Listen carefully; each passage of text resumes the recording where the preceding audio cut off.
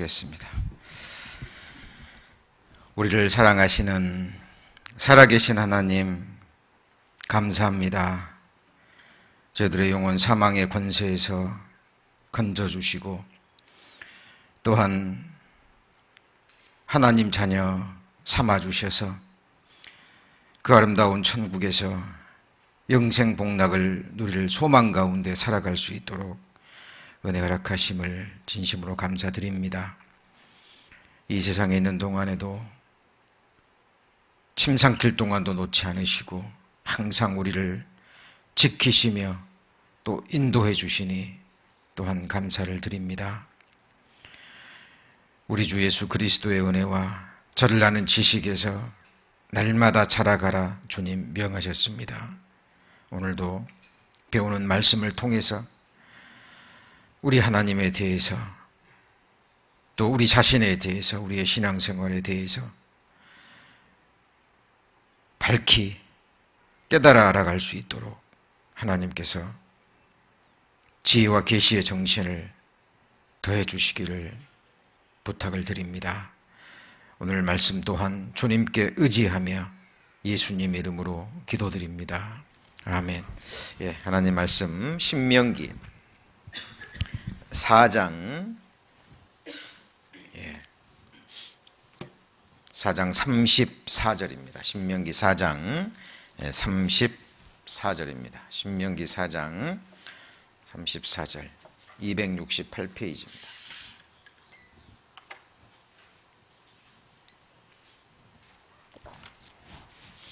네, 4장 34절 찾으셨으면 같이 읽겠습니다.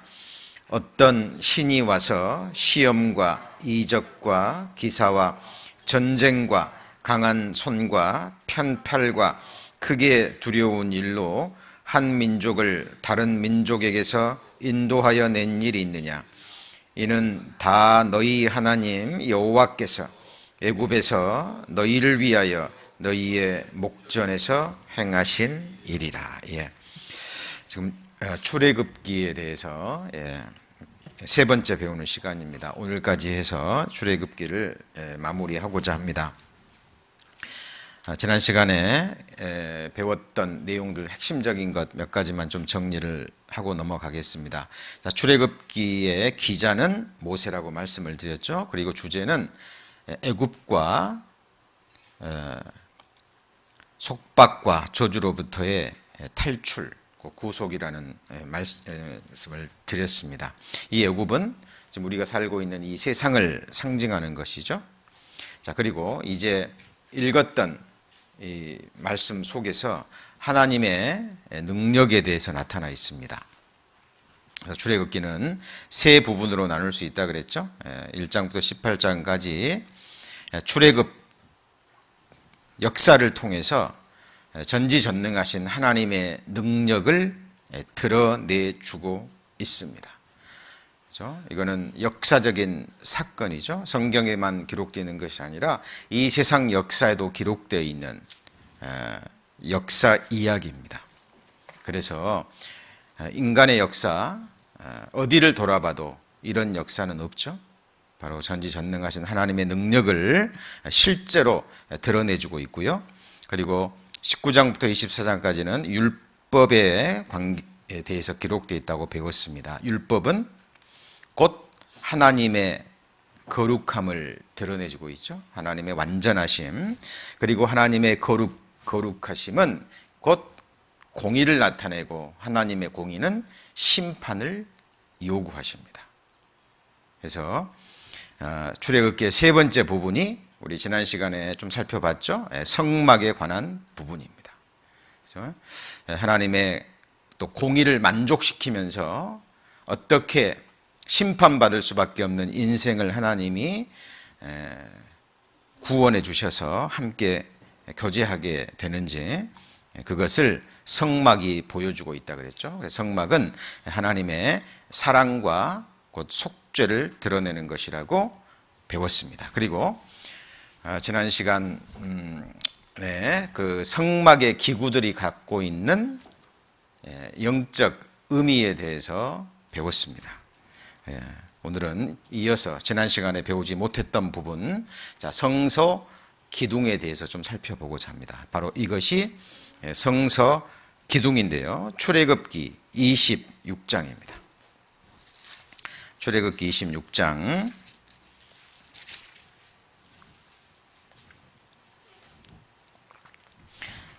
123페이지 출애굽기 26장 32절입니다. 자, 금 갈고리로 네 기둥 위에 들이우되 그 네 기둥을 조각목으로 만들고 금으로 싸서 네 은받침 위에 둘지며 37절 그 문장을 위하여 기둥 5을 조각목으로 만들어 금으로 싸고 또 그 갈고리도 금으로 만들며 나머지 같이 읽어봅니다. 또 그 기둥을 위하여 받침 5을 노수로 부어 만들지니라. 자, 이게 성소 기둥입니다. 성소 기둥. 자, 이 방금 말씀만 읽어서는 잘 모르시겠죠? 그림이 잘 안 떠오르실 텐데요. 바로 이 부분입니다. 그림을 한번 보시죠. 자, 이 앞에 기둥이 몇 개죠? 하나, 둘, 셋, 넷, 5. 맞습니까? 이게 바로 이 37절의 부분이고요. 자, 성소, 지성소 바로 앞에 있는 기둥은 몇 개죠? 하나, 둘, 셋, 4개입니다. 맞습니까? 예. 자, 이 앞에 4개는 32절에 해당되는 거죠. 자, 그런데 이 기둥은 재료가 무엇입니까? 나무죠. 시띠나무, 광야에서 자라는 아주 쓸모없는 그런 보잘것없는 나무가 재료입니다. 이 나무는 무엇을 상징한다 그랬죠? 바로 인성, 우리 자신을 나타낸다 그랬죠. 하나님 앞에 광야에 버려져서 죽어질 수밖에 없는 그런 쓸모없는 나무를 하나님은 구원하셔서 다듬으셔서 그리고 이 시띠나무에 뭘 입혔습니까? 금을 입혔습니다. 이 금은 바로 신성을 나타냅니다. 그죠? 하나님의 영광을 드러내죠. 이 금은 하나님이 우리에게 입혀주신 구원의 옷, 의의 겉옷, 예수 그리스도로 우리를 덧입혀 주신 것을 나타냅니다. 자, 지금 중요한 걸 배우고 있습니다. 지금 성막의 재료, 성막의 기구가 갖고 있는 영적 의미를 배우고 있죠. 그래서 바로 이 앞에 있는 5, 뒤에 있는 4개, 이것은 바로 여기 계신 우리 형제 자매님들, 거듭나고 교회의 기둥으로 서 있는 모든 그리스도인들, 그리스도의 일꾼들을 상징하고 있습니다. 지난 시간에 제가 말씀드렸죠. 우리가 성경을 읽어가면서 성경을 통해서 예수 그리스도를 발견하지 못한다면 성경은 헛읽는 겁니다.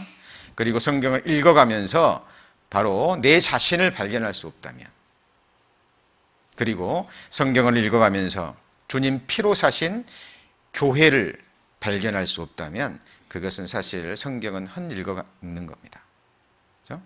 모든 성경이 내게 대하여 증거하는 것이라 그랬죠. 그리고 모든 성경이 증거하는 예수 그리스도의 마음속에는 바로 하나님의 형상대로 지음받은 한 영혼을 향한, 자신이 피로 사셔서 자녀 삼아주신 바로 하나님의 자녀들을 향한 하나님의 예수 그리스도의 생각으로 가득 차 있습니다. 어때요? 이 기둥, 성소 기둥 속에서 우리 형제자매님들 여러분을 보실 수 있습니까? 네, 보실 수 있어야 됩니다. 바로 나의 모습입니다. 그렇죠? 그런데 자 보세요. 이 앞에 5개의 받침은 뭡니까? 뭐죠? 놋이죠, 놋. 자, 26장 37절 끝부분에 받침 5을 뭐로 만들어요? 놋으로 부어 만들지다. 이 뒤에는 뭡니까? 놋이 아니고 뭐죠? 은이죠, 은. 자, 이거는 기초에 해당됩니다. 이 지금 바닥은 광야거든요. 그러니까 모래바닥이에요. 자, 예수 그리스도께서 나를 위해서 나를 대신해서 심판을 받으셨다라는 것을 깨달은 그리스도인들. 그렇죠? 자, 예수님께서 나를 위해서 심판을 받으셨기 때문에 이제는 우리는 다시는 심판 받습니까? 안 받습니까? 안 받죠. 예수님이 나를 위해서 대신 심판을 받으셨다는 것, 이 노순 심판을 나타내죠. 그리고 노순 불을 견뎌냅니다. 그렇죠? 그것을 깨달은 사람들, 그리고 은은 구속을 나타냅니다. 구속. 그렇죠? 예수님께서 내 죄를 위해서 대신 속전을 치르셨다라는 거죠. 결국 같은 의미입니다만은 하나님께서 이 성소 기둥 앞에 있는 것은 노수로, 그죠? 뒤에 있는 것은 은으로. 그러니까 예수님이 나를 위해서 심판을 받으셨다라는 것을 깨닫고 예수님의 구속의 은혜에 서 있는 주님의 일꾼들입니다. 그들이 성소의 기둥이 되어 있는 거예요. 자, 왜 우리가 출애굽기의 성막을 배워야 돼요? 바로 여기서 나를 발견하기 때문에 그렇습니다. 그래서 이 세상 사람들은 광야에서 결국 죽어져 가지만 거듭난 그리스도인들은 예수님의 구속의 은혜 위에 비록 우리는 연약하지만 하나님의 완전한 의로 덧입혀져서 지금 교회의 기둥이 되어 있는 모습입니다.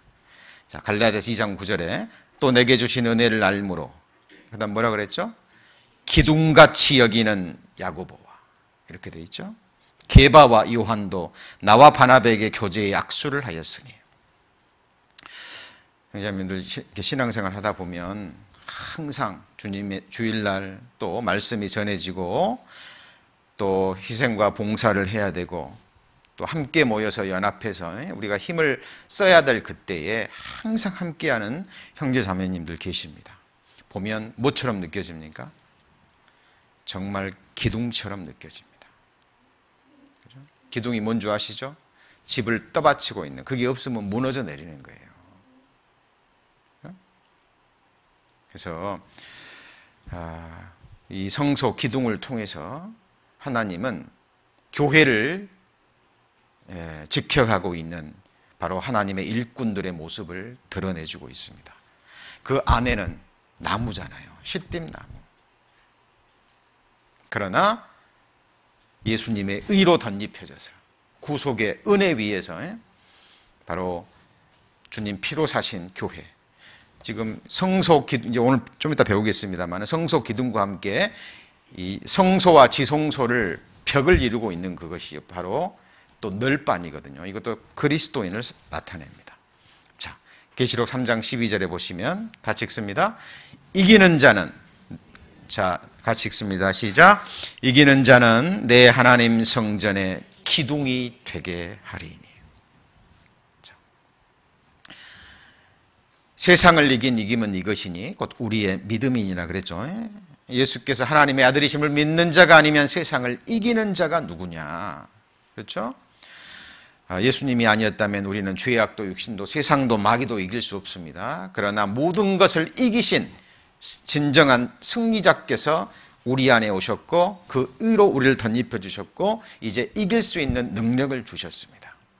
나는 이길 수 없지만 내 안에 주님은 이기실 수 있다라는 믿음. 그죠? 그것이 모든 것을 이기는 거예요.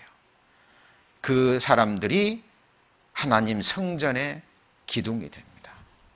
생각해 보세요. 신앙생활 만만치 않잖아요. 어렵잖아요. 오해도 핍박도 때로는 처절한 싸움도 있습니다. 그런데 이기지 못하고 주저앉아 버리면, 그죠? 유혹에 져버리든지 성경 속에 나오는 수많은 그 사람들처럼, 그죠? 대만은 세상을 사랑해서 세상으로 가버렸고, 그죠? 롯도 아브라함을 따라버렸고, 그죠? 솔로몬도 마지막에 늙음하게 우상을 섬기고 하나님을 등져버렸잖아요.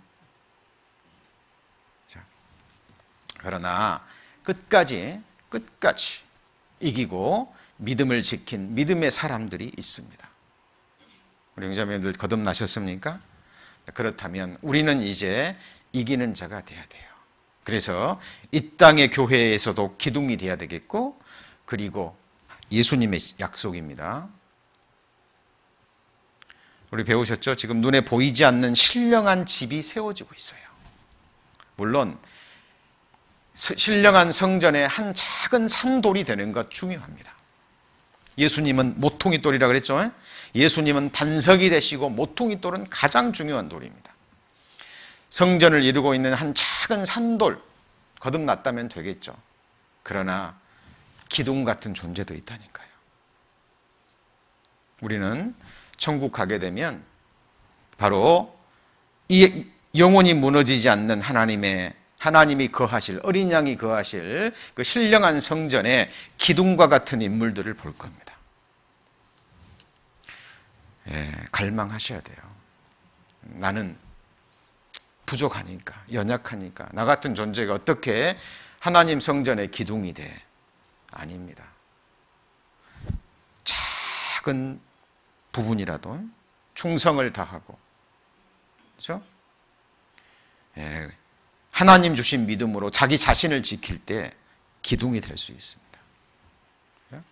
그래서 우리가 이 성막에 이 기둥을 통해서, 이 성소를 떠받치고 있는 이 기둥을 통해서 우리가 배워야 될 교훈들입니다. 그죠? 이것이 보여져야 됩니다. 그래서 이제 앞으로 출애굽기 이제 계속 읽으셔야 되잖아요. 주님 오시는 그날까지. 우리 창세기부터 요한계시록까지 계속해서 반복해서 읽고 또 읽고. 그죠? 작년에 1독, 2독 했다 그래서 올해 성경 안 읽습니까? 아니죠? 평생에 자기 옆에 두고 읽어서.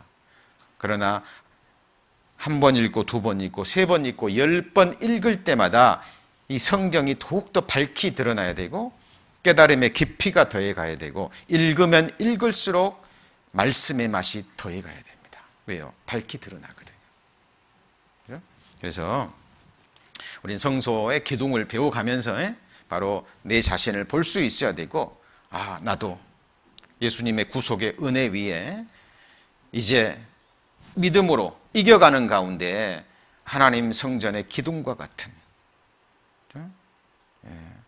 그런 신앙인으로 성장해야 되겠다라는 그 마음가짐이 필요할 겁니다. 자, 그리고 이제는 성소 널판입니다. 널판. 거기 출애굽기 26장 15절부터 널판이 나옵니다. 출애굽기 26장 15절. 자, 너는 조각목으로 성막을 위하여 뭘 만들어줘? 뭘 만들죠? 널판을 세우되. 이렇게 돼 있죠? 자, 각 판의 장은 10규빗, 광은 1규빗 반으로 하고, 자, 너는 각 판에 두 촉씩 내어 서로 연하게 하되 너는 성막 널판을 다 그와 같이 하라. 너는 성막을 위하여 널판을 만들 때 남편을 위하여 널판 20을 만들고, 이 남편은 허스번드가 아니고요. 남쪽입니다. 남쪽. 그리고 20절은 성막 다른 편, 곧 북편을 위하여 널판 20로 하고, 22절 성막 뒤 그 서편을 위하여는 널판 6을 만들고. 자, 이렇게 되는 겁니다. 자, 이거를요, 좀 그림을 조금 그려보시면, 자,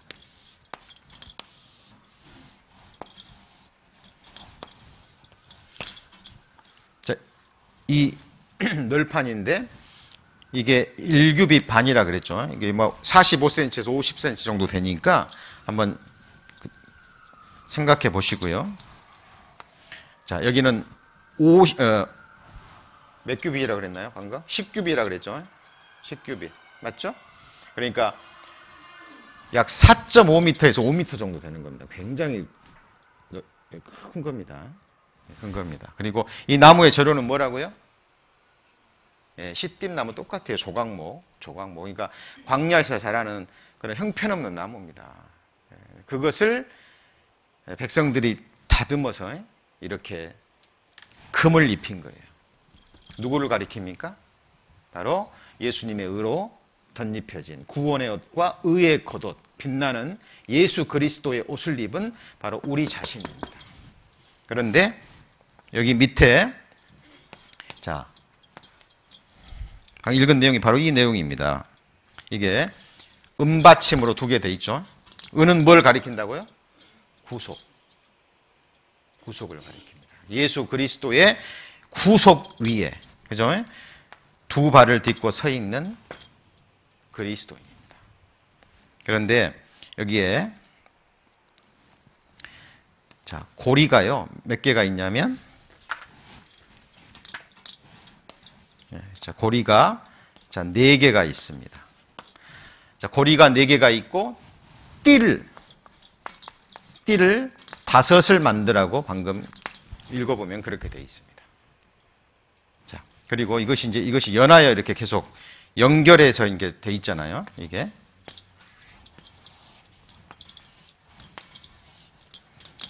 자. 또 은받침 구속이고 이게 고리가 4개가 딱 돼 있습니다. 그리고 띠는 5개라 그랬죠. 자, 이 띠로 연결이 되는 겁니다. 하나, 둘, 셋, 넷. 그러죠? 근데 이게 4개하고 하나는 뭘까요, 그러면? 하나는요, 이 가운데에 구멍이 나 있습니다. 그래서 이렇게 연결이 돼 있어요. 그렇죠? 이렇게. 그러면 띠가 몇 개죠? 하나, 둘, 셋, 넷. 이건 보이지 않는 5. 이 띠는 보일까요? 안 보일까요? 안 보입니다. 안으로 감춰져 있어요. 그래서 왜 하나님이 하필 널판을 이렇게 만들라고 그랬을까요? 이것도 정확하게 교회를 지키고 있는 이 성소 안에 있는 7 금대와 떡상과 향단과 법궤를 지키는, 복음을 지키는 그리스도인들의 연합된 모습입니다. 자, 연합은, 그리스도인들끼리의 연합은 인정줄로 하는 것도 아닙니다. 어떤 신학적인 교리로 하는 것도 아니고, 성경에 기록된 대로 우리는 이 5가지 띠를 가지고 연합해야 됩니다. 그래서 이걸 그림을 다시 한번 보면요. 자, 보시죠. 이게 뭐라 그랬죠? 앞에 있는 게 성소 기둥이라 그랬죠? 기둥 앞에 몇 개요? 5개. 밑에는 노시고 뒤에는 4개고 받침은 은이고. 그렇습니까? 예, 그리고 바로 이제 이 옆에 있는 부분이 바로 방금 말 여기 띠가 몇 개죠? 하나, 둘, 셋, 넷. 그죠? 옆에 고리가 4개가 있어가지고 이렇게 쫙 연결되어 있다니까요. 움직이지 못하게 되어 있죠? 그리고 틈도 없습니다. 밑에는 하얗죠? 은입니다. 예수 그리스도의 구속의 은혜 위에 어깨를 나란히 하고 이 성소의 벽을 이루고 있는 이 모습입니다. 그죠? 바로 우리 구원받은 그리스도인들, 우리 LA 교회 지체되는 우리 형제 자매님들 한 분 한 분을 가리킵니다. 그렇죠? 이게 북상 남등 이렇게 돼 있죠. 그러니까 이쪽이 북쪽입니다. 그죠? 성소 들어가면 이쪽에 떡상이 있고 이쪽에 금등 그 7 등잔이 있고 가운데가 향단이 있는 거예요. 이쪽 20개, 이쪽으로 6개, 합이 46개. 자, 숫자는 모르셔도 됩니다만은. 자, 그래서 이 모습입니다. 보세요. 이 사람 높이, 사람 키 이렇게 되잖아요. 이렇게 굉장히 높은 거예요. 한 4.5m에서 5m 정도 되는. 그래서 이 고리에 4개가 띄어지고, 띠가 하나, 둘, 셋, 넷, 이거는 5개 보이지 않는 겁니다. 그죠? 이것도 시띠 나무로 해가지고 금으로 입혀진 거예요. 이 4개의 띠는 뭐고, 보이지 않는 띠는 뭘까요? 자, 이미 배워서 알고 계신 분도 계십니다만은, 알고 있다라는 것, 그냥 듣고 알고 있다라는 거하고 실제로 이것이 마음판에 새겨져서요. 우리 형제자매들 볼 때마다 사실 이 성소의 성막, 복음을 지키고 있는 동역자들의 모습이요 그려져야 됩니다. 그렇죠? 자, 사도행전 2장 보면 저희가 사도에 뭘 받습니까? 가르침을 받아. 가장 중요한 거죠. 이게 지금 4개의 고리를 말하는 겁니다. 4개의 고리에 들어가는 4개의 띠. 교회를 구성하고 있는 지체들이 지금 무엇으로 연합되었냐 하는 거죠. 첫 번째는 사도의 가르침. 이게 기름 부으심이 모든 것을 너희에게 가르치며 그랬죠. 그래서 성령의 동일한 가르침을 받고 그 다음에 두 번째는 뭘까요? 서로 교제하는 겁니다. 그러니까 말씀 안에서, 말씀의 가르침 안에서 교제하는 거예요. 그렇죠? 이것을 복음 안에서 교제한다 그러잖아요. 빌립보서에. 그렇죠? 인간적인 교제가 아니라. 그렇죠? 두 번째입니다. 그리고 세 번째가 뭘 떼요? 떡을 뗍니다. 떡을 뗀다는 건 뭘 가리킬까요? 자, 이 떡은 물론 영육간에 다 떡을 가리킵니다만은 고린도전서 11장을 한번 보시죠. 고린도전서 11장. 자, 성막을 다시 공부할 기회가 많지 않습니다. 이제 계속해서 반복해서 배워가는 가운데 이제 이게 더욱더 명확해져야 돼요. 그죠? 명확해져서 그 깨달음의 깊이가 더해 가야 됩니다. 고린도전서 11장 26절. 11장 26절 같이 읽습니다. 너희가 이 떡을 먹으며 이 잔을 마실 때마다 주의 죽으심을 오실 때까지 전하는 것입니다. 우리 성찬식 때 잔을 먹고 떡을 마시는 것, 내 생명의 떡, 생명의 양식과 생명수가 되시는 예수 그리스도를 먹는 거잖아요. 사실 오늘 저녁을 먹는 것도 교회 안에서 모일 때마다 영육간의 양식을 먹는 것도 사실 예수님을 먹는 겁니다. 그죠? 생명 있는 자는 반드시 양식을 요구하게 돼 있고 양식을 먹지 않으면 살 수 없습니다. 그죠? 사람이 떡으로만 사는 것이 아니라 하나님 입에서 나오는 모든 말씀으로 산다 그랬잖아요. 그래서 예수님 공생애 때도 보십시오. 예수님이 계신 곳에는 항상 먹을 것이 있었습니다. 먹을 것이 없느냐? 먹을 것이 없느냐? 그죠? 5,000명이 먹였을 때, 있을 때도 굶주리는 것을 보시고 먹을 양식을 예비하셨던, 주셨던 예수님. 예수님은 스스로 나는 하늘에서 내려온 생명의 떡이라고 말씀하셨습니다. 그래서 우리는 모일 때마다 영육간의 음식을 먹으면서 떡을 나누잖아요. 떡을 나누는 것은 예수님을 나누는 거예요. 사랑을 나누는 겁니다. 배 채우려고요? 물론 배 채우는 것도 있습니다만 배고프니까 먹어야죠. 그런데 그것은 바로 주님을 먹는 겁니다. 사랑을 나누는 거잖아요. 그러면서 우리는 내게 생명의 떡이 되시는 예수님, 죽으심으로 말미암아 내게 생명의 떡이 되신 예수님을 생각하면서, 그리고 이것을 알지 못하는 이 세상 사람들에게 주님 오실 때까지 주님의 죽으심을 전할 것을 사실 다짐하는 시간입니다. 그렇죠? 우리 공식적으로 성찬식을 할 때는 더더욱 그렇습니다만은 우리들이 모일 때마다 형제자매들이 모여서 육신의 양식을 나눌 때도요, 사실 우리는 이것을 생각해야 됩니다. 그죠? 보세요. 우리의 모임, 우리의 신앙생활 똑같지 않습니까? 우리는 모이면 가르침을 받습니다. 말씀의 가르침을 받죠. 그리고 말씀 안에서 교제하기를 힘씁니다. 그리고 떡을 떼잖아요. 바로 떡은 전도를 가리킵니다. 주님 죽으심을 전하는 건 뭘 가리키는 거예요? 전도를 가리킵니다. 그리고죠, 뭐죠? 기도하기를 전혀 힘쓰니라. 자, 그러면 여기 실판을 보시죠. 자, 이게 이제 뭔지 아시겠습니까? 이게 뭐라고요? 이게 뭐라고요? 사도의 가르침, 성령의 가르침, 말씀의 가르침을 통해서 하나로 쫙 연결되는 거예요. 예수 그리스도를 아는 것과 믿는 것이 하나가 되는 거죠. 근데 말씀 가르침을 받았다면 그 가르침 안에서 뭐 해야 됩니까? 서로 교제해야 돼요. 교제. 그죠? 교제. 그래서 우리의 간증 속에 우리가 배웠던 말씀, 또 혼자 골방에서 성경을 읽다가 깨달은 내용, 그죠? 정말 은혜가 됐다면 나눌 수 있거든요. 그죠? 어제 이 말씀을 읽었는데 이 부분이 정말 마음에 와 닿았어요. 너무 은혜가 됐습니다. 힘이 됐습니다. 그죠? 우리는 주고받을 수 있는 겁니다.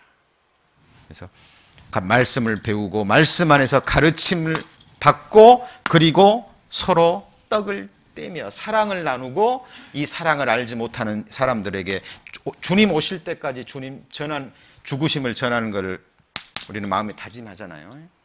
그렇죠? 이게 전도잖아요. 전도. 그리고 마지막에 뭐죠? 기도입니다. 합심 기도. 자, 이것은 겉으로 드러납니다. 맞죠? 밖에서 보여요, 안 보여요?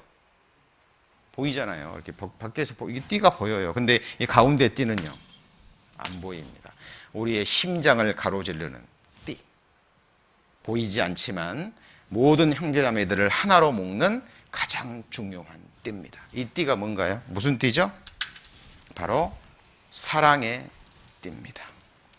그래서 이 널빤 딱 생각하시면 이 사도행전 2장 42절이 사실 생각나셔야 되고 골로새서 3장이 생각나셔야 됩니다. 자, 같이 읽습니다. 이 모든 것 위에 사랑을 더하라. 같이 읽습니다.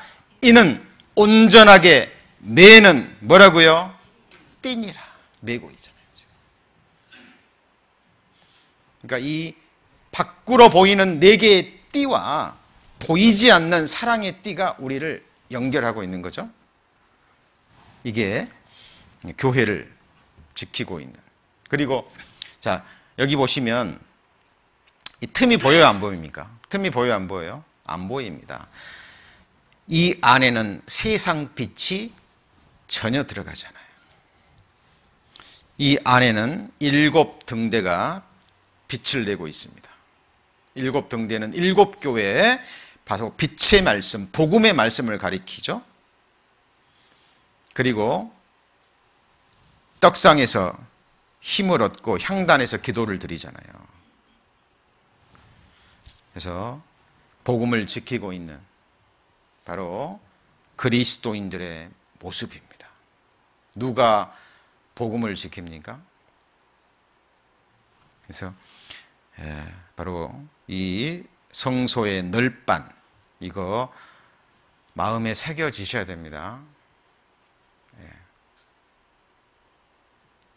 바로 나와 형제 자매들의 모습입니다. 그렇죠? 자, 그 다음에 이제 우리가 그 다음에 배워야 될 게 바로 성소에, 자, 이제 이 안으로 이제 들어왔죠? 성소입니다. 성소. 이쪽이 북쪽입니다. 북상, 북쪽의 상. 이게 남쪽의 등대. 이렇게 되어 있죠?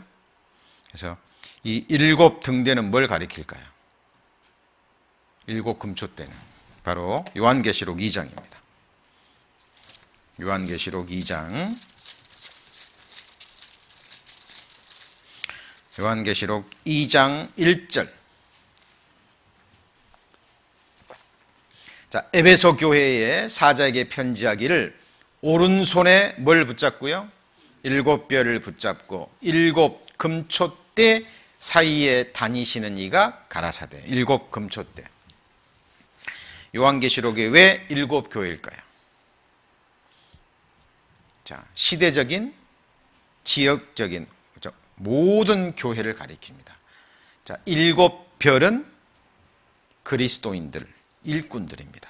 하나님의 능력의 오른손에 붙잡힌 일꾼들.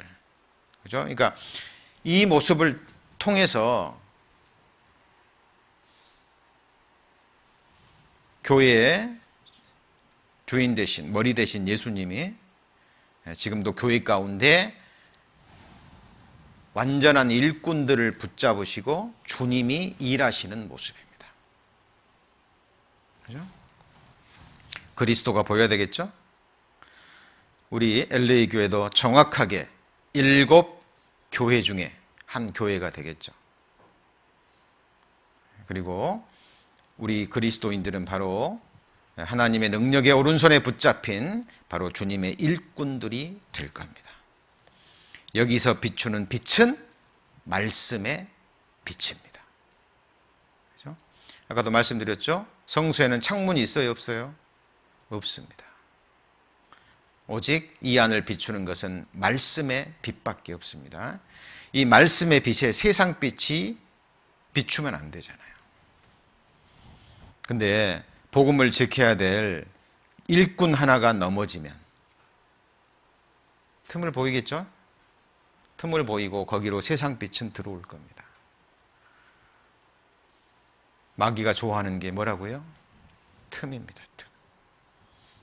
그래서 우리에게 맡겨진 이 귀한 생명의 복음, 오직 우리 가운데 이 말씀의 빛만이 비추어질 수 있도록 세상의 모든 빛을 막고 이 성소를 지키고 있는 그리스도인들의 모습, 바로 우리 형제 자매님들의 모습입니다. 요한복음 1장입니다. 요한복음 1장 9절.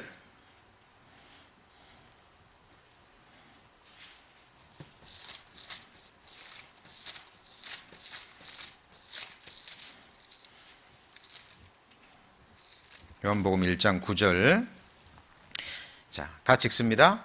참빛 곧 세상에 와서 각 사람에게 비치는 빛이 있었나니.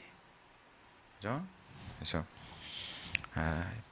빛이 없으면 아무것도 보이지 않습니다. 그죠? 물건이 존재하지만 모양도 어디다 쓰는 것인지 아무것도 모릅니다. 이 말씀의 빛이 우리에게 비추어지지 않으면 우리가 어디서 왔는지, 우리가 누구인지, 앞으로 어떻게 되는지 아무것도 몰라요. 그렇죠? 시편 119편 105절입니다. 시편 119편 105절 893페이지. 시편 119편 105절.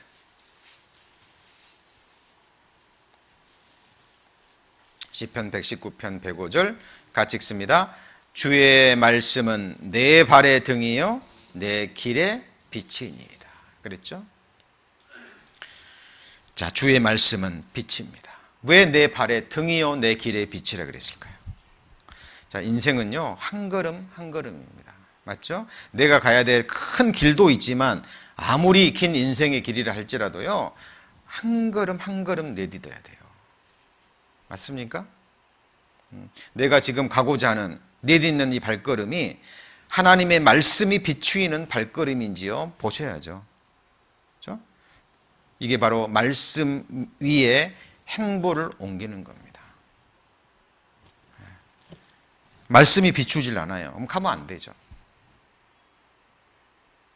말씀이 빛이 되지 않았기 때문에 다른 것의 인도를 따라가 버리는 겁니다.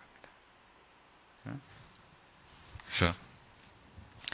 바로 이 안에는 오직 말씀의 빛만이 드러내는, 교회를 통해서 전해지는 바로 말씀의 빛을 따라가는 그리스도인들의 모습입니다. 그렇죠?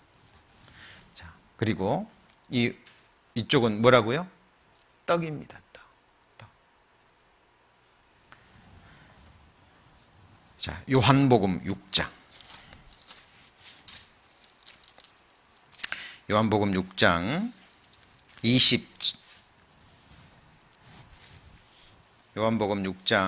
27절입니다. 요한복음 6장 27절. 153페이지. 자, 썩는 양식을 위하여 일하지 말고 영생하도록 있는 양식을 위하여 하라. 이 양식은 인자가 너희에게 주리니 인자는 아버지 하나님의 인치신 자니시라. 저희가 묻되 우리가 어떻게 하여 하나님의 일을 하오리까? 29절 같이 읽습니다. 예수께서 대답하여 가라사대 하나님의 보내신 자를 믿는 것이 하나님의 일이니라. 예수님이 그 인생들의 질문에 대답하는 것을 보잖아요. 그러면 상상을 뛰어넘습니다. 자, 이것도 보셔요. 우리가 어떻게 해야 하나님의 일을 할 수 있으리까? 그랬더니 뭐라 그래요? 하나님의 보내신 자를 뭐 하는 것이요? 믿는 것이 사실 우리가 할 수 있는 유일한 일입니다. 자, 그리고 35절입니다. 35절. 예수께서 가라사대 같이 읽습니다. 내가 곧 생명의 떡이니 내게 오는 자는 결코 줄이지 아니할 터이요 나를 믿는 자는 영원히 목마르지 아니하리라. 이 보시면 그러니까 생명의 떡 그랬죠? 예. 예수님은 생명의 떡이라고 말씀하십니다. 그러면 이 떡상은 누구를 가리키죠? 우리의 영원한 양식이 되는 예수 그리스도를 가리킵니다. 우리의 영원한 양식이 되시는 영생하도록 양식과 생수가 되는 자, 그것을 가리키는데요. 자, 그리고 우리가 이 떡상을 그래서 제가 그 지난 시간에도 말씀드렸죠. 우리 형제자매님들이 배워가는 모든 성경 말씀을 이 성막 안에 다 집어넣을 수 있다니까요. 그래서 실제로 우리가 교훈을 얻어야 됩니다. 자, 떡. 양식이죠, 양식. 양식은 우리에게 만족을 줍니다. 맞습니까? 그렇죠? 우리 배고플 때, 배고프고 막 시장할 때, 맛있는 풍성한 음식을 먹고 나면 만족과 기쁨을 얻죠. 마찬가지죠. 이 영혼의 양식도 마찬가지입니다. 예수님이 주시는 하늘 양식을 마음껏 먹잖아요. 그러면 만족과 함께 기쁨이 올라와요. 자, 지금 육신의 양식과 영의 양식을 비교해서 좀 설명드리는 겁니다. 자, 며칠 굶주렸는데요. 일할 수 있나요? 일 못합니다. 그래서 이제 미국에서는 이게 일꾼들에게 어떤 일을 맡길 때 사실 밥을 안 해주더라고요, 미국군이. 근데 한국은 안 그런 거 아시죠? 일꾼들 불러다가 집안일 시키잖아요. 그러면 그죠? 그 싹도 다 주지만요. 새끼 밥에 새참에 막걸리까지. 제가 어렸을 때 기억에 집안을 수리한 적이 있었습니다. 한 몇 주 걸렸던 것 같아요. 근데 계속해서 저희 어머니 아버지가 새끼 밥하고 새참하고 막걸리하고 그래서 막 그렇게 먹어야 일을 하거든요. 그래서 양식을 먹으면 힘을 쓸 수 있습니다. 맞습니까? 이 교회에도 신앙생활도 마찬가지입니다. 만족스럽게 하나님 말씀을 먹지 않으면 사실 이 영혼의 기쁨과 즐거움, 이 만족이 없으면 신앙생활 어려워져요. 그리고 이걸 통해서 힘을 얻어야 주님의 일을 힘있게 합니다. 그렇죠? 그리고 세 번째는 성장을 가져옵니다.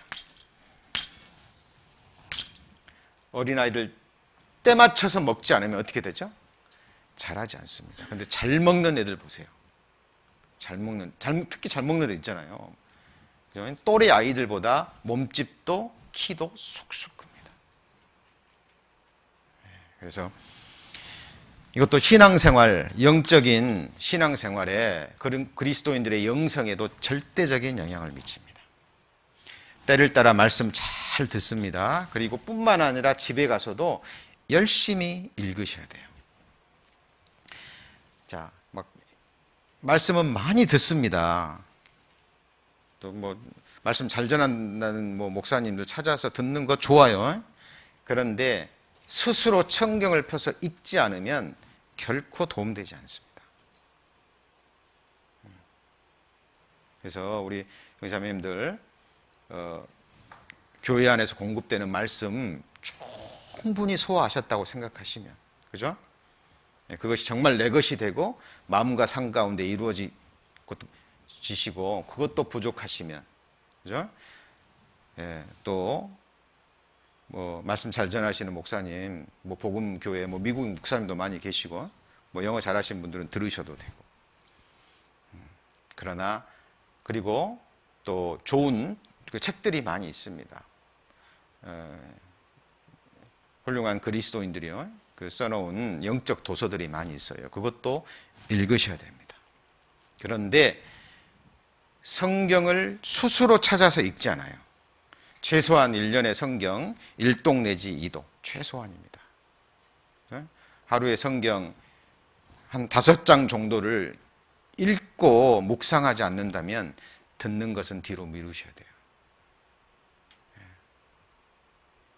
그것은 운동으로 치자면 기초 체력과 기초가 되는 것을 하지 않고요, 운동하는 것과 똑같습니다.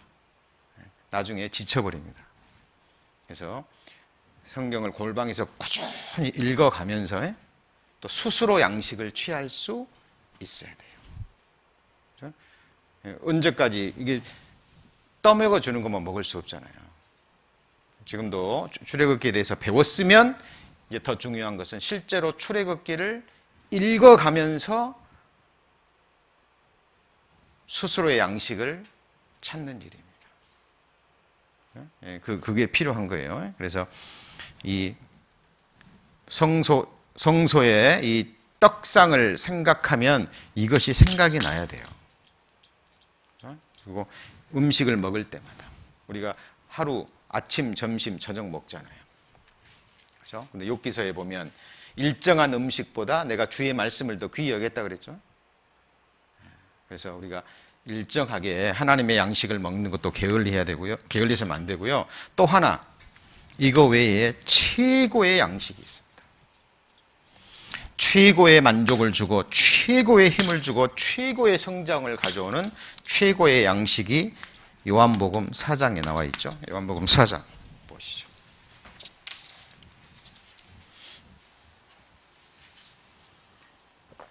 요한복음 4장 34절입니다. 요한복음 4장 34절, 예수께서 이르시되, 같이 읽습니다. 나의 양식은 나를 보내신 이의 뜻을 행하며 그의 일을 온전히 이루는 것이니라. 32절에 보면 내게는 너희가 알지 못하는 먹을 양식이 있느니라 그랬죠.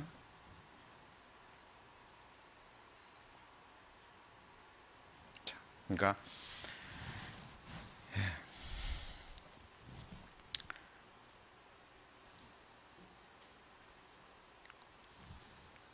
보세요. 여기 보시면 나의 양식은 제자들이 알지 못하는 예수님이 먹을 양식, 그것은 바로 나를 보내신 이의 뜻을 행하며 그의 일을 온전히 이루는 것이니라.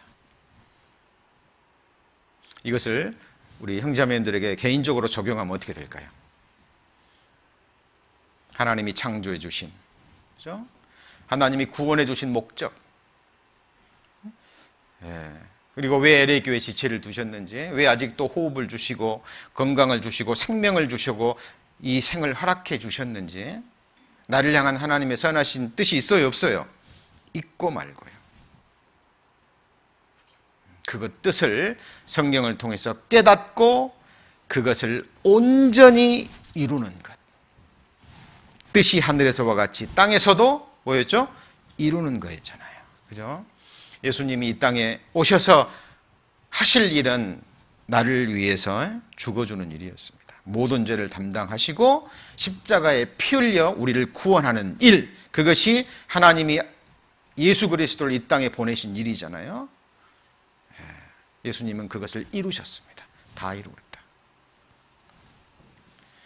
우리도요, 잘 보세요. 하나님 말씀을 듣는 것, 읽고 묵상하고, 이것도 힘이 됩니다. 이것이 없으면 아무것도 안 되죠. 근데 이걸 통해서 만족도 얻고 뜻도 분별하고 힘을 얻고 이제 그러면서 실제로 이루어가는 겁니다. 자, 하나님이 복음을 전파하라 그랬어요. 당연히 전파해야 된다는 걸 알고, 근데 실제로 전파해서 한 영혼이 거듭났어요. 기쁘지 않던가요? 하나님이 항상 기도하라 그랬습니다. 기도에 관한 말씀은 수없이 들었는데 안 해요. 근데 실제로 골방에서 하나님 앞에 간절히 기도했을 때, 그때 그 이후에 평강과 기쁨을 맛보신 적이 있으실 겁니다. 그렇죠? 그래서 하나님이 형제를 중심으로 용서하라 그랬거든요. 그런데 실제로 용서했을 때 서로 사랑하라 그랬거든요. 그렇죠? 그래서 그 사랑을 또 실천했을 때 하나님이 주시는 그 만족이 있습니다. 기쁨이 있죠. 그때 그것이 진정한 양식이 되는 겁니다. 자, 지금 뭐 배우는 거예요, 우리? 떡상 배우는 거죠. 우리가 뭘 통해서 힘을 얻어야 되냐 그 말이죠. 무엇이 우리의 양식이 되느냐.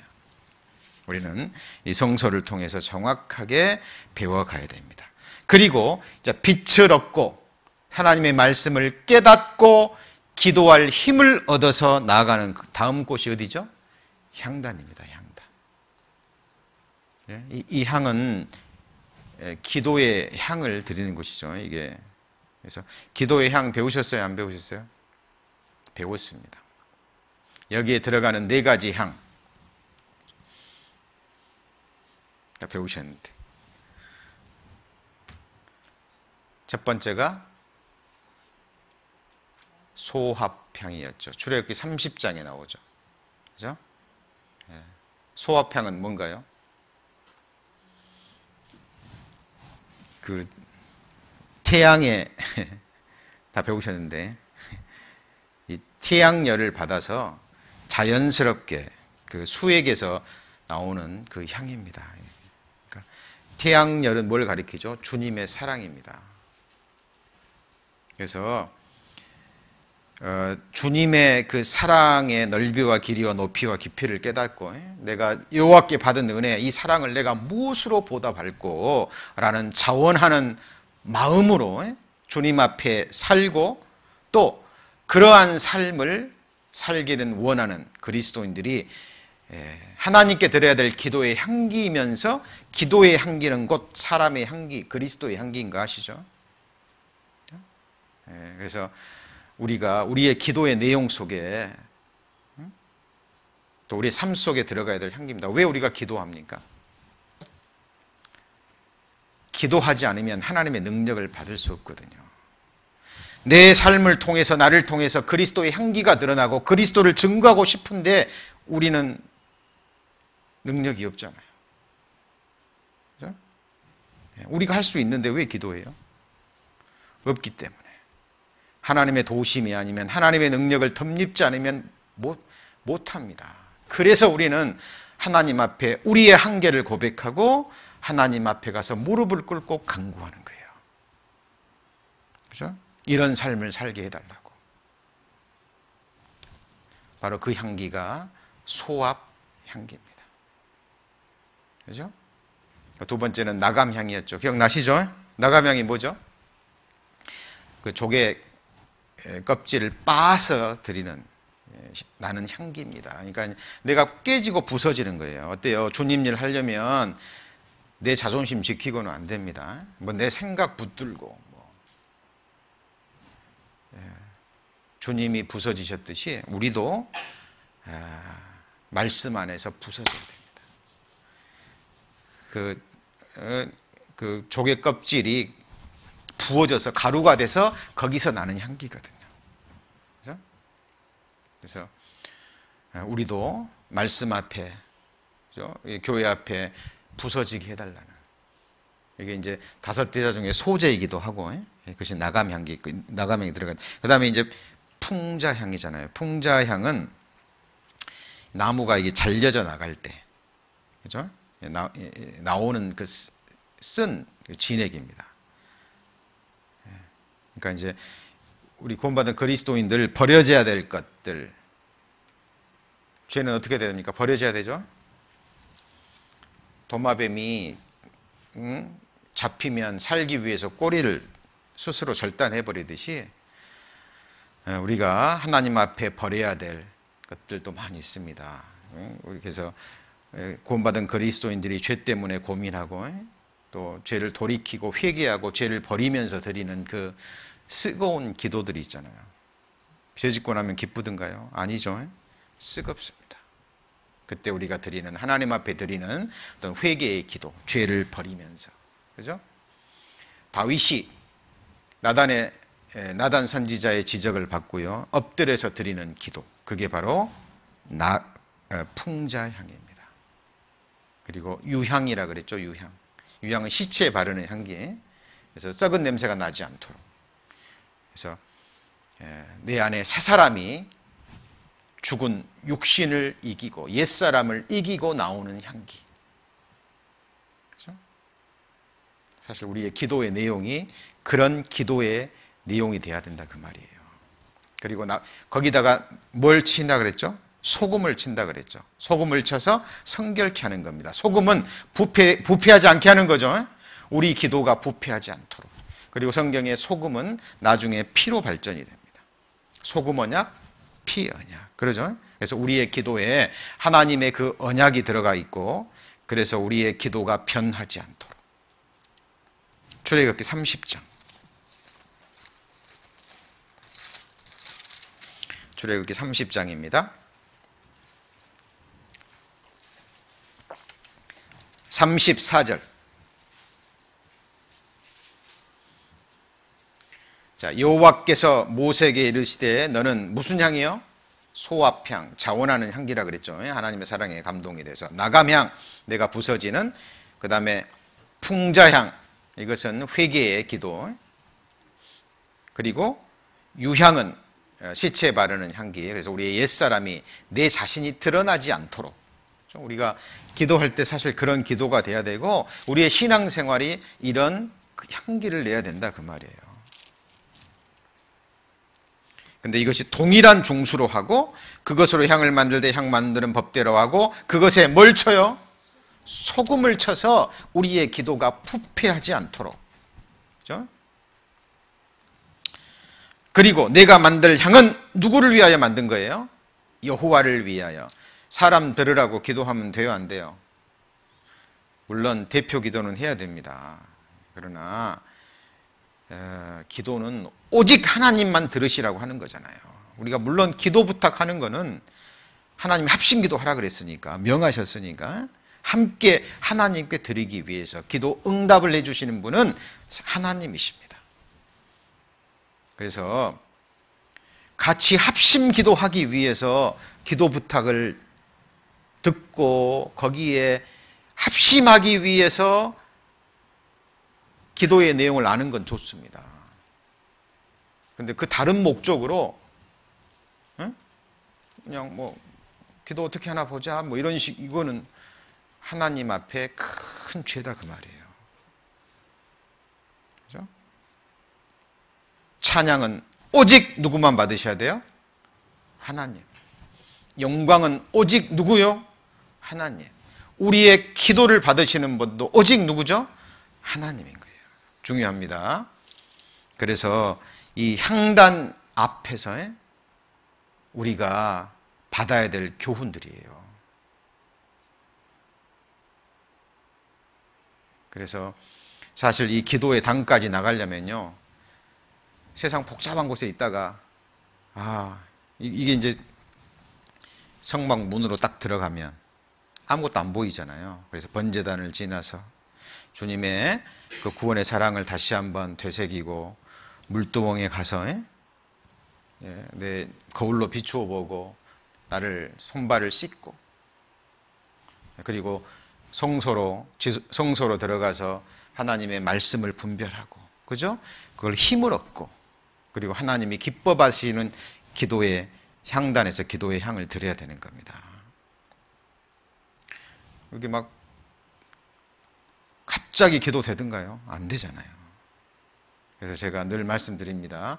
제 개인적으로는 이 성막의 기도를 통해서 너무나 많은 유익을 얻었기 때문에 우리 형제자매님들에게 같이 권면하고 싶다고.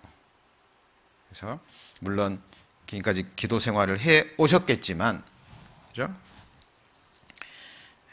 그리고 이 향단에서 또 생각해야 될 게 두 말씀 또 항상 제가 생각해야 된다 그랬죠.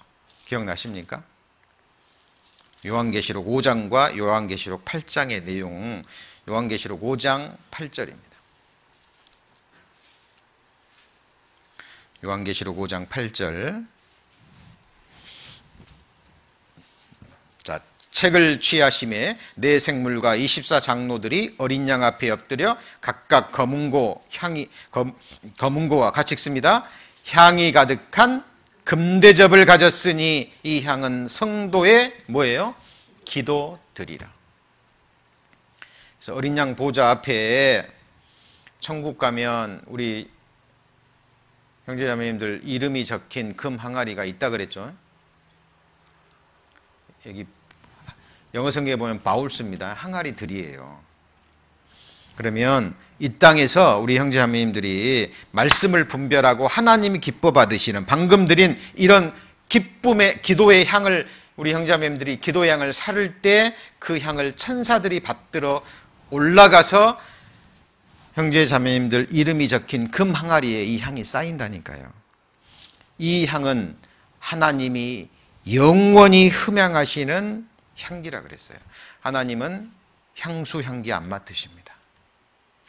하나님이 유일하게 맡으시는 향기가 바로 기도의 향기라니까요. 왜 하나님이 이 후각을 주셨을까요? 인생들에게. 꽃향기, 난초향기. 그죠? 이 사람들에게도 나는 있잖아요. 우리 동양인들에게도 나는 또 몸내색이 있다 그러잖아요. 또 서양인들에게도 각자 몸에서도 나는 게 있습니다. 항상 생각하셔야 돼요. 이 육체에서 몸에서 나는 향기, 항상 깨끗하게 몸 관리를 하고 이런 사람들 옆에 가면은 너무 좋은 향기가 나잖아요. 마찬가지로 하나님이 기뻐 받으시는 향기가 있다니까요. 바로 기도의 향입니다. 그런데 이 개인적인 기도의 향도 있습니다만은 가장 기뻐 받으시는 것은 합심 기도의 향이라 그랬죠. 8장, 요한계시록 8장 3절. 자, 또 다른 천사가 와서 제단 곁에 서서 금향로를 가지고 많은 향을 받았으니 이는 같이 읽습니다. 모든 성도의 기도들과 합하여 보좌 앞 금단에 드리고자 함이라. 우리가 정말 하나님께 드려야 될 것이 뭔지요, 여기 밝히 드러납니다. 그렇죠? 그래서 교회를 위해서, 복음을 위해서, 형제자매를 위해서, 맞죠? 하나님 나라의 완성을 위해서 우리가 드려야 될 기도들이 너무 많이 있습니다. 연약한 지체들을 위해서 하나님은 그 기도를 들으신다니까요. 땅에서 무엇이든지 두 사람이 합심하여 기도하면 내가 이루게 하리라 그랬잖아요. 진짜 이 말씀을 믿고 연합해서 기도하는 것. 그래서 우리가 교제할 때 모여서 교제할 때 말씀 듣고 말씀 안에 교제하면서 또 기도 부탁 필요할 때 하잖아요. 형식적인 기도 부탁, 형식적인 기도가 되면 안 됩니다. 내가 드리는 기도가 하나님 앞에 합당하다면 천사들이 그걸 받들고 어린 양의 보좌까지 올라간다니까요. 그 기도의 향은 없어져요, 안 없어져요? 안 없어져요. 생각해 보십시오. 천국 딱 올라갔는데 내 이름으로 된 금 항아리는 있는데 거기에 하나님 기뻐 흠향하시는 기도의 향이 하나도 없다라고 생각해 보세요. 이런 말씀은 그냥 들으시면 안 됩니다. 그럴 수 있다니까요.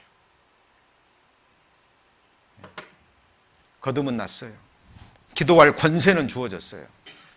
그런데 기도하지 않아요. 수없이 기도에 관한 말씀을 듣고 배우고 했는데 기도하지 않아요. 그렇죠? 드러납니다. 주님 앞에 딱 가면. 그래서 내 기도와 함께 또 같은 마음으로 합심해서 기도할 때 어때요? 그 기도 향은 올라갈 것이고, 하나님은 그런 기쁨의 기도 향을 받으셨는데 안 이루어 주시겠습니까? 이루어 주시죠. 그래서 우리가 이런 성막을 통해서 우리가 얻어야 될 교훈들입니다. 그렇죠? 머릿속에 그리셔야 되고요. 자, 그리고 이제 마지막으로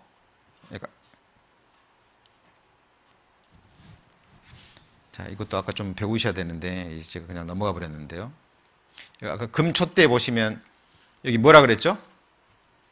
쳐서 만들 때 그랬죠. 연단을 가리키고 꽃을 한 덩어리로 연하게 하고, 이게 뭐냐면 하나님의 말씀은 이렇게 연결되어 있다는 겁니다. 창세기부터 요한계시록까지 연결되어 있을 뿐 아니라 하나님의 말씀은 7번 단련한 연단을 받은 정금과 같은 말씀이라는 걸 가리키는 말씀이고요. 자, 그리고 이제 오늘 마지막으로 배울 게 바로 이제 지성소의 이 법궤입니다. 법궤 위가 시은좌, 피가 뿌려지는 곳이 이곳이고 죄가 용서되어지는 곳이 이곳입니다. 바로 하나님이 계시는 곳이죠. 죄는 어디에서 없어져야 돼요? 하나님 편에서 용서되어야 됩니다. 맞죠? 그리고 이 법궤 안에는 뭐가 들어있습니까? 3가지. 첫 번째가 뭐죠? 그 만나를 담은 항아리도 들어있고, 금 항아리죠. 그리고 이제 2 돌판, 언약의 비석들이죠. 하나님의 율법. 가장 중요한 게 이 법궤 속에 들어있는 거예요. 자, 율법은 하나님의 거룩함을 나타낸다 그랬죠? 맞습니까? 예. 그리고 그 율법을 이루시기 위해서 오신 분이 누구죠? 예수 그리스도잖아요. 예? 율법이 요구하는 것은 심판입니다. 그리고 결국 사랑이죠. 하나님을 향한 사랑, 인간을 향한 사랑.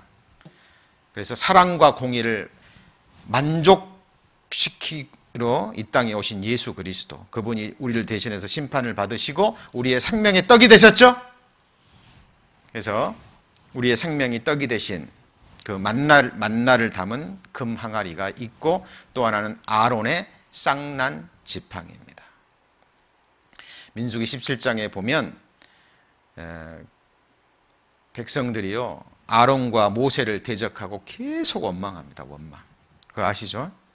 원망합니다. 그러니까 다른 지도자를 세워서 돌아가자고. 그때 하나님이 이 아론의 지팡이와 다른 지팡이를 갖다 놓고 아론의 그 지팡이에 싹이 나게 하시죠. 그래서 하나님이 주신 그 권세 앞에 순종할 것. 그리고 하나님이 정말 싫어하시는 죄가 뭐냐면 원망입니다. 원망. 자, 민수기 17장.